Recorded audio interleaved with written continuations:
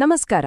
ನಮ್ಗೆಲ್ಲ ಅನಾರೋಗ್ಯ ಆದಾಗ ನಮ್ಮ ಗಮನವೆಲ್ಲ ಹೊರಗಿನಿಂದ ಬಂದ ವೈರಸ್ ಅಥವಾ ಬ್ಯಾಕ್ಟೀರಿಯಾದ ಮೇಲೆ ಇರುತ್ತೆ. ಆದ್ರೆ ರೋಗ ಬರದೆ ಹಾಗೆ ತಡೆಯೋ ನಿಜವಾದ ಶಕ್ತಿ ನಮ್ಮ ದೇಹದ ಒಳಗೇ ಇದ್ರೆ ಹೇಗಿರುತ್ತೆ? ಬನ್ನಿ, ಈ ಒಂದು ವಿಶ್ಲೇಷಣೆಯಲ್ಲಿ ಆರೋಗ್ಯದ ಬಗ್ಗೆ ಒಂದು ಬೇರೆ ಆಯಾಮವನ್ನ ನೋಡೋಣ.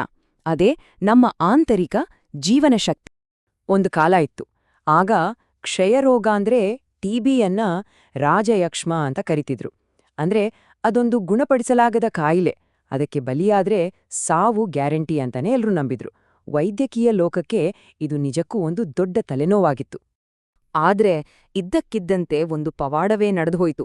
ಸ್ಟ್ರೆಪ್ಟೊಮೈಸಿನ್, ಐಎನ್ಎಚ್, ರಿಫ್ಯಾಂಪಿಸಿನ್ ಈ ಥರದ ಹೊಸ ಔಷಧಗಳು ಮಾರುಕಟ್ಟೆಗೆ ಬಂದ್ವು. ಇವುಗಳನ್ನ ಪವಾಡದ ಔಷಧಿಗಳು ಅಂತಾನೆ ಕರೆಯಲಾಯ್ತು.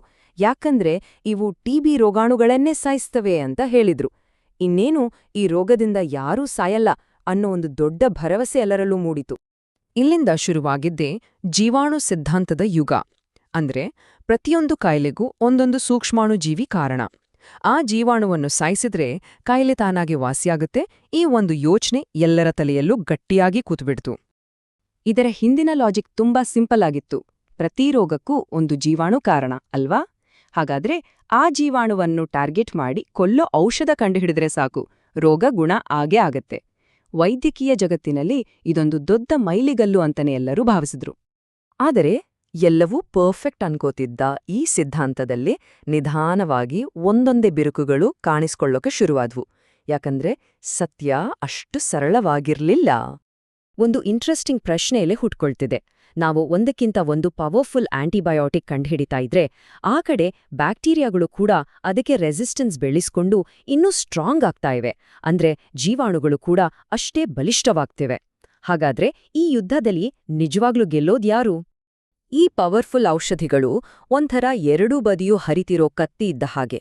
ಒಂದು ಕಡೆ ಡಾಕ್ಸಿಸೈಕ್ಲಿನ್ ತರಹದ ಔಷಧಿಗಳು ಜೀವ ಉಳಿಸ್ತವೆ ನಿಜ, ಆದ್ರೆ ಇನ್ನೊಂದ್ ಕಡೆ ನಮ್ಮ ದೇಹದ ನ್ಯಾಚುರಲ್ ಬ್ಯಾಲೆನ್ಸನ್ನೇ ಹಾಳು ಮಾಡ್ಬಿಡ್ಬಹುದು.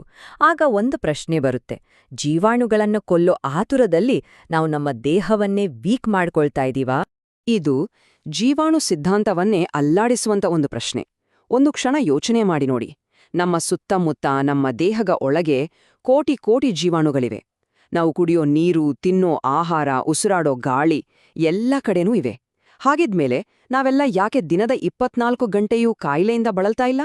ಯಾಕಂದ್ರೆ ಸತ್ಯ ಬೇರೆಯೇ ಇದೆ. ನಮ್ಮ ದೇಹದಲ್ಲಿ ಶತಕೋಟಿ ಲಕ್ಷಕೋಟಿ ಸಹಜೀವಿ ಬ್ಯಾಕ್ಟೀರಿಯಾಗಳಿವೆ. ಅಂದ್ರೆ ಇವು ನಮ್ಮ ಶತ್ರುಗಳಲ್ಲ, ಬದಲಿಗೆ ನಮ್ಮ ಫ್ರೆಂಡ್ಸ್, ನಮ್ಮ ಆರೋಗ್ಯಕ್ಕೆ ಹೆಲ್ಪ್ ಮಾಡುವ ಸ್ನೇಹಿತರು. ಉದಾಹರಣೆಗೆ ಕೆಲವು ಬ್ಯಾಕ್ಟೀರಿಯಾಗಳು ವಿಟಮಿನ್ B12 ತರಹದ ಇಂಪಾರ್ಟೆಂಟ್ ಪೋಷಕಾಂಶಗಳನ್ನ ನಮ್ಮ ದೇಹದಲ್ಲೇ ಉತ್ಪಾದಿಸ್ತವೆ. ಹಾಗಾದ್ರೆ ನಿಜವಾಗ್ಲೂ ನಮ್ಮನ್ನ ರೋಗಗಳಿಂದ ಕಾಪಾಡೋದು ಯಾವುದು? ಇಲ್ಲೇ ನೋಡಿ, ಒಂದು ಹೊಸ ಆಯಾಮ ತೆರೆದುಕೊಳ್ಳುತ್ತೆ. ನಮ್ಮ ದೇಹದ ಒಳಗೆ ಇರುವ ಒಂದು ಸಹಜ ಶಕ್ತಿ, ಅದೇ ನಮ್ಮ ನಿಜವಾದ ಗಾರ್ಡ್. ಅದನ್ನೇ ಜೀವನ ಶಕ್ತಿ ಅಂತ ಕರೆಯೋದು. ಏನಿದು ಜೀವನ ಶಕ್ತಿ ಅಂದ್ರೆ? ಸಿಂಪಲ್ ಆಗಿ ಹೇಳೋದಾದ್ರೆ ಇದು ನಮ್ಮ ದೇಹದ ಇಮ್ಯೂನ್ ಸಿಸ್ಟಮ್. ಅಂದ್ರೆ ನಮ್ಮ ದೇಹದ ಒಳಗಿರೋ ಒಂದು ಸೈನ್ಯ ಇದ್ದಾಗೆ.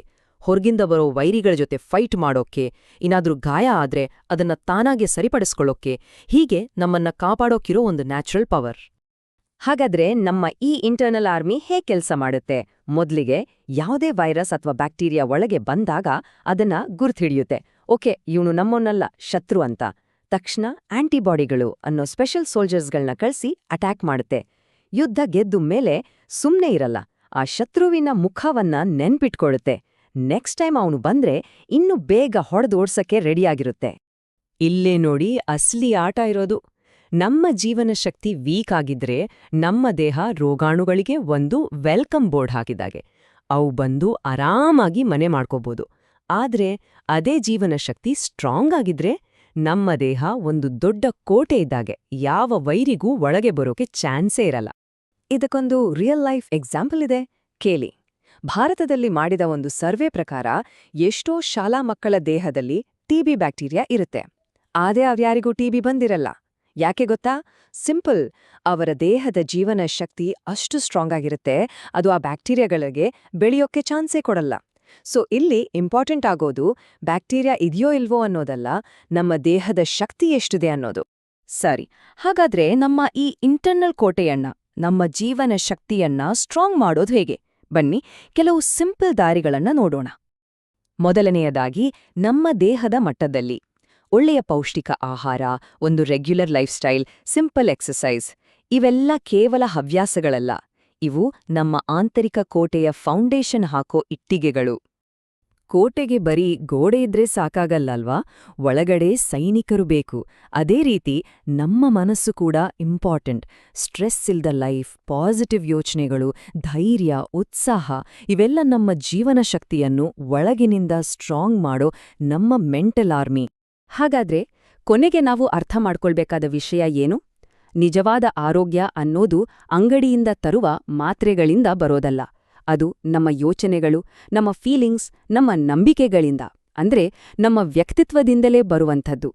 ಇದು ಆರೋಗ್ಯದ ಬಗ್ಗೆ ನಾವು ತಿಳಿದುಕೊಳ್ಳಬೇಕಾದ ಒಂದು ಬಹುಮುಖ್ಯ ಸತ್ಯ.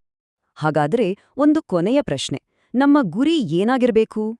ಹೊರಗಿನಿಂದ ಬರುವ ಪ್ರತಿಯೊಬ್ಬ ವೈರಿಯನ್ನು ಹುಡುಕಿ ಕೊಲ್ಲುವುದಾ?